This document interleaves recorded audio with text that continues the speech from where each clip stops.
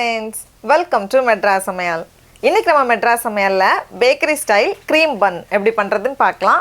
இது பண்றதுக்கு ஃபர்ஸ்ட் வந்து நம்ம ஈஸ்ட் ஆக்டிவேட் பண்ணனும். நிறைய பேர் வந்து என்கிட்ட ஈஸ்ட்னா என்ன அப்படினு கேட்டிருந்தீங்க. ஈஸ்ட் வந்து புளிக்க வைக்கிறதுக்காக பயன்படுத்துவாங்க. இது வந்து மோஸ்ட்லி சூப்பர் மார்க்கெட்ஸ்ல கிடைக்கும். அது வந்து சின்ன சின்ன பாக்கெட்ல கிடைக்கும். அப்படி இல்லனா இந்த மாதிரி பாட்டில்லயே வரும். நம்ம யூஸ் பண்ணிட்டு மீதி இருக்குறத வந்து நம்ம ஃப்ரிட்ஜ்ல வச்சுக்கணும். இப்போ ஈஸ்ட் ஆக்டிவேட் பண்றதுக்காக நான் இன்னைக்கு வந்து 1/4 கப் பால் எடுத்துர்க்கேன். பால் வந்து கொஞ்சம் சூடா இருக்கணும். கை வச்சு பார்த்தா லைட்டா வெதுவெதுப்பா இருக்கணும். ரொம்ப சூடா இர கூடாது, லைட்டா வெதுவெதுப்பா இருக்கணும். 1/4 கப் பால், கூடவே 1 டீஸ்பூன் சர்க்கரை, கடைசியா 1 டீஸ்பூன் ஈஸ்ட் சேர்த்துட்டு இத கலந்துக்கோங்க. கலந்துட்டு இது வந்து ஒரு 5 நிமிஷம் அப்படியே இருக்கட்டும். இப்போ பாருங்க நொர நொரையா வந்திருக்கு. ஈஸ்ட் ஆக்டிவேட் ஆகியாச்சு. அடுத்து வந்து நம்ம மாவு பிசைஞ்சிரலாம். அதுக்கு நான் இன்னைக்கு வந்து 250 கிராம் மைதா மாவு எடுத்துர்க்கேன். இது வந்து கிட்டத்தட்ட 2 கப். இத வந்து ஒரு மிக்சிங் பவுல்ல ஃபர்ஸ்ட் நம்ம மாத்திக்கலாம். கூடவே 1/4 டீஸ்பூன் உப்பு, 3 டேபிள்ஸ்பூன் போல சர்க்கரை எல்லாத்தையும் சேர்த்துட்டு இது ஒரு வாட்டி கலந்துக்கோங்க. நம்ம வச்சிருக்க ஈஸ்டும் பாலும் அந்த தண்ணி உள்ள சேர்த்துக்கோங்க. சேர்த்துட்டு இத வந்து நம்ம ஒரு வாட்டி மிக்ஸ் பண்ணிடலாம். இந்த மாதிரி மிக்ஸ் பண்ணதுக்கு அப்புறமா இது எடுத்து ஒரு ஒர்க் ஏரியால மாத்திக்கோங்க. மாத்திட்டு லைட்டா பிசைஞ்சிட்டு நம்ம வந்து வெண்ணெய் சேர்க்கலாம். 3 டேபிள்ஸ்பூன் அன்சால்ட்டட் பட்டர்.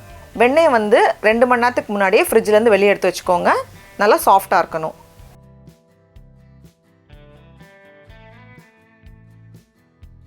இதுக்கு வந்து மாவு கையில வந்து நல்லா ஒட்டிட்டு தான் இருக்கும். நம்ம பிசைய கொஞ்சம் ஒட்டாம வரும். கிட்டத்தட்ட 10 நிமிஷம் போல நம்ம நல்லா பிசையணும். அப்பதான் நல்லா சாஃப்ட்டா வரும்.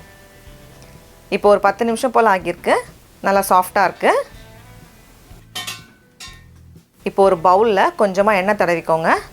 தடவிட்டு இந்த மாவு உள்ள வச்சிட்டு மேலேயும் லைட்டா எண்ணெய் தடவிட்டு ஒரு ஈரமான துணி போட்டு மூடி வச்சிர வேண்டியதுதான். இனி இத வந்து நம்ம புளிக்க வைக்கணும். 1.5 ல இருந்து 2 மணி நேரம் போல புளிக்க வச்சுக்கோங்க.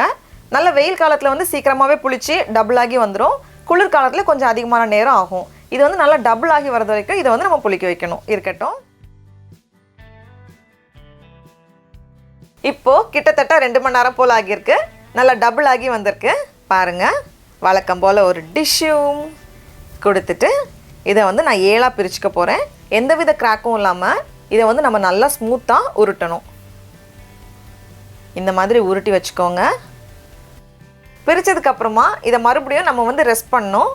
ஒரு அரை மணி நேரம் போல வச்சுக்கோங்க. இன்னும் கொஞ்சம் பெருசாகி வரும். அது வரைக்கும் இருக்கட்டும். பாருங்க இப்போ கொஞ்சம் பெருசாகி இருக்கு. எல்லாம் பொரியறதுக்கு ரெடியா இருக்கு. எண்ணெயை வந்து குறைவான சூடுல வச்சுக்கோங்க. அப்பதான் உள்ள வந்து நல்லா வெந்து வரும். இப்போ இதுல இருந்து ஒன்னு எடுத்து நம்ம உள்ள போட்டுறலாம். போட்டுட்டு குறைவான சூடுல இருக்கட்டும். எல்லா பக்கமும் நல்லா செவந்து வரது வரைக்கும் இது வந்து பொரியணும்.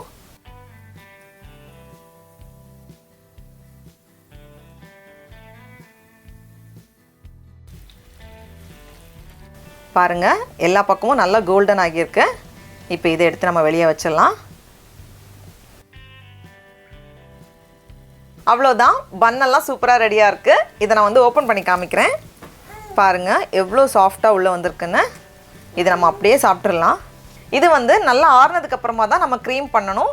இல்லனா வந்து க்ரீம் வந்து உருகிரும். அதனால இருக்கட்டும், நல்லா ஆறட்டும்.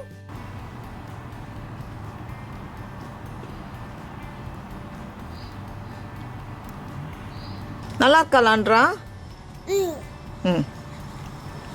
அம்மாக்கு ஒரு வாய்.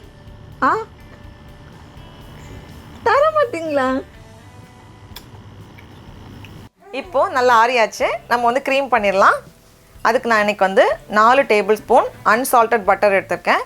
இதை வந்து ஒரு ஒயர் விஸ்க் வச்சு 2 நிமிஷம் நல்லா அடிச்சுக்கோங்க. அடிச்சதுக்கு அப்புறமா 1/2 கப் சர்க்கரை. இது வந்து 100 கிராம். இதை வந்து மிக்சியில நல்லா பவுடர் பண்ணி வச்சிருக்கேன். கூடவே 1 டேபிள்ஸ்பூன் போல பால். இது வந்து காய்ச்சின பால் ஆற வச்சு எடுத்துர்க்கேன். எல்லாத்தையும் சேர்த்துட்டு நல்லா கலந்துட்டோம்னா நல்ல க்ரீமியான பட்டர் க்ரீம் தயார். அவ்வளோதான். பன்னை வந்து பாதியா கட் பண்ணிக்கோங்க. 1 ஸ்பூன் இல்ல 1.5 ஸ்பூனே போதும். வச்சுட்டு இதை மூடிட்டோம்னா பாருங்க எவ்வளோ அழகா இருக்குன்னு. டடா! நம்மளோட க்ரீம் பன்னெல்லாம் சூப்பரா தயாராயிடுச்சு. இப்போ இதை நம்ம டேஸ்ட் பண்ணி பார்க்கலாம்.